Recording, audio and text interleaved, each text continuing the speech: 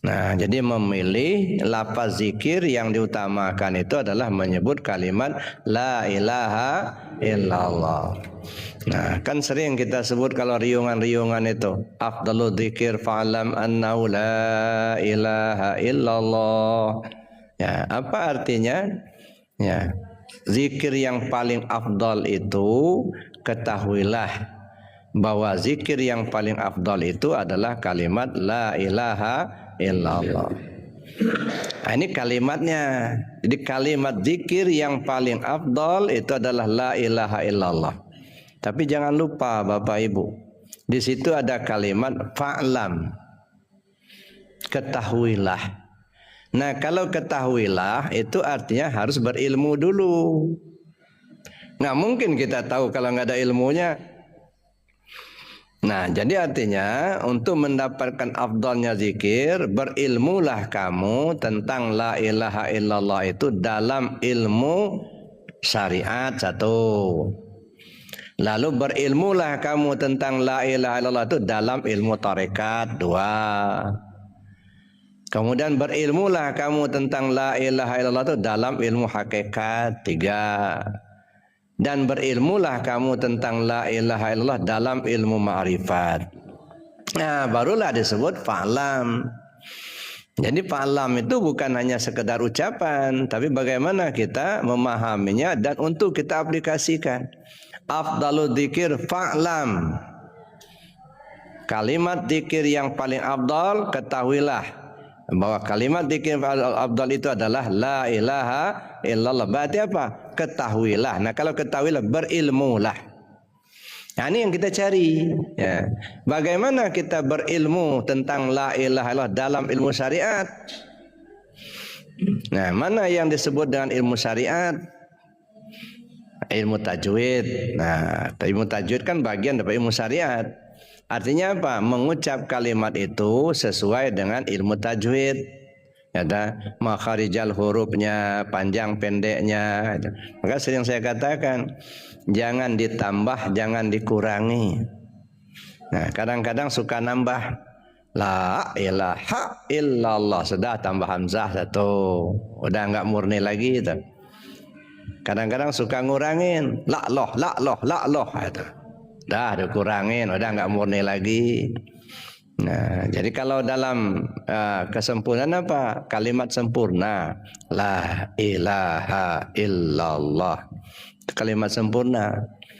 Dan tidak boleh juga dirubah barisnya. La ilaha illallah, la ilaha illallah, la i. Nah, ini bukan la lamnya panjang, ada lam alif. La ilaha illallah. Itu namanya kita berilmu dalam ilmu syariat. Lalu berilmu pula kita tentang la ilaha illallah dalam ilmu tarekat. Nah, bagaimana kita tahu zikir kalimat la ilaha illallah dalam ilmu tarekat? Tarikannya dari mana, dibawa ke mana, itu ya. Seperti apa memakomkan zikirnya, itu ya. Nah, itu dalam ilmu tarekat, mana adab-adab yang harus kita pakai ketika berzikir, gitu ya. Nah, itu namanya kita berilmu dalam ilmu tarekat.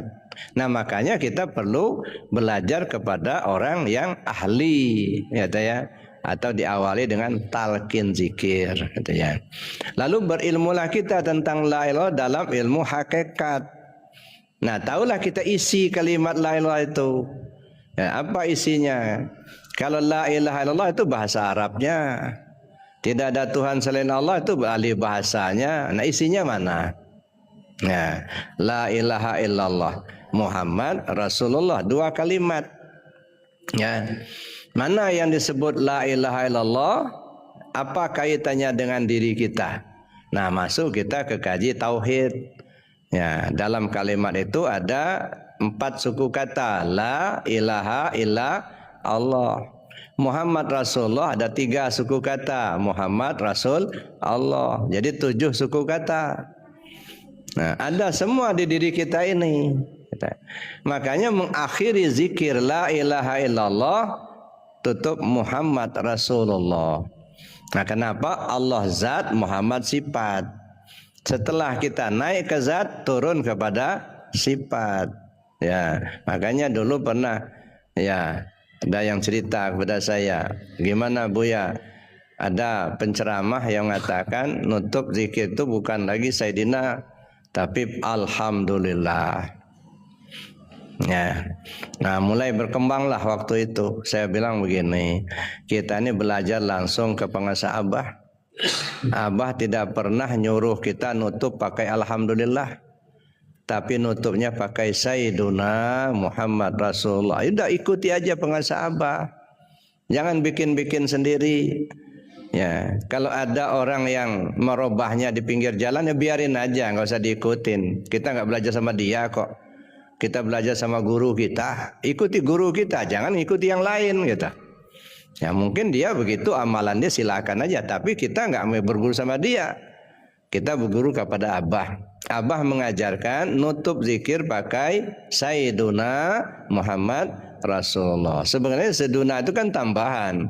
Intinya kan apa? Muhammad Rasulullah. Artinya apa? Sifat. Muhammad kan sifat.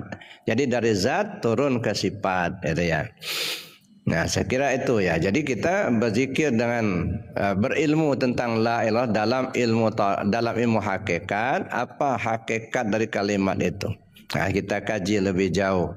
Nah, nanti kalau masuk kepada kajian tauhid itu ya, la menunjukkan sifat nafsiyah, tubuh pada kita. Ilaha menunjukkan sifat salbiyah, hati pada kita. Ilah menunjukkan sifat ma'ani, nyawa pada kita. Sedangkan Allah lafaz jalalah menunjukkan sifat ma'nawiyah, rahasia pada kita. Oke, kalau begitu la ilaha itu ya diri kita inilah sebenarnya. Nah, makanya kita tekun mengamalkan karena membaca diri sendiri. Nah, la ilaha illallah, la tubuh, ilaha hati, ilah nyawa, Allah rahasia. Hakikatnya pada akhirnya apa? Nggak ada tubuh, nggak ada hati, nggak ada nyawa, yang ada Allah. Lenyaplah diri kita. Maka kita pekik-pekikkan la ilaha illallah supaya ini ngerti. Telinga kita mendengar, hati kita merasakan, gitu kan? Betul-betul nggak ada yang lain selain Allah, itulah gitu ya. Nah, jadi bukan hanya sekedar kita mengucap kalimatnya tanpa memahami maknanya. Nah, itu namanya kita memahami kalimat melalui kajian ilmu hakikat. Ya. Kemudian kita tahu kalimat la ilaha illallah itu dalam ilmu ma'rifat. Nah, apa ilmu ma'rifat? Pengenalan kita kepada Allah. Mana yang disebut dengan nama, mana yang disebut dengan makna, mana yang disebut dengan hakikatnya.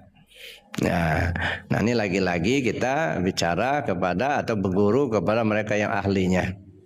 Ya, kalau nama sudah jelas Allah itu ya. Yang maknanya yang mana? Ya, yang hakikatnya seperti apa? Itu ya. Dan dikaji lebih jauh nanti. Saya tidak akan sampaikan pada kesempatan ini. Kenapa? Takutnya salah pemahaman. Nah, mesti dikaji betul. Nah, sebab belajar hakikat itu tidak ubahnya seperti menaruh atau meletakkan telur di ujung tanduk. Ya, kalau pas selamat. Kalau tidak pas, tergelincir, jatuh, pecah. Nah, itu yang kita khawatirkan, ada ya. Maka gambaran-gambaran secara zahir itu kita sampaikan. Untuk menelusuri carilah guru. Ya, jadi jangan salahkan ceramah di YouTube-nya. Kenapa nggak tuntas, gitu ya. Ini kan mengajak kita untuk mencari guru, gitu ya. So nggak mungkin akan tuntas semuanya melalui ceramah. Mesti kita ada kajian-kajian yang secara langsung, gitu ya. Nah, supaya apa? Supaya terpahami, ya. Jadi bukan untuk mengungkapkan kemampuan, enggak. Kita bagaimana kita membimbing umat supaya bisa paham usul ke Allah. Nah, itu. Jadi oleh karena itu carilah yang ahlinya.